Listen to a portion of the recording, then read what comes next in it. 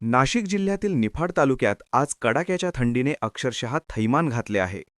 Mini Mahabaleshwar म्हणून ओळखल्या जाणाऱ्या या तालुक्यात तापमान तब्बल 5.7 अंश सेल्सिअस इतके खाली घसरले असून नागरिकांसोबतच शेतकऱ्यांचीही चिंता वाढली आहे. सकाळपासूनच दाट धुके, बोचऱ्या थंडीची झोड आणि गोठणारे वारे यामुळे परिसरात थंडीचा तडाखा स्पष्ट जाणवत आहे.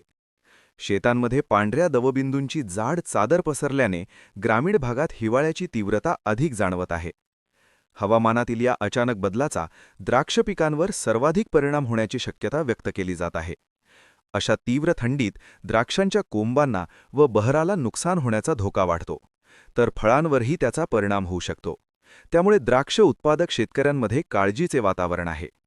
याउलट कांदा, गहू, हरभरा, मका यांसारख्या इतर रब्बी पिकांसाठी ही थंडी पोषक ठरत असल्याने काही पिकांना ही हवामान स्थिती अनुकूल आहे.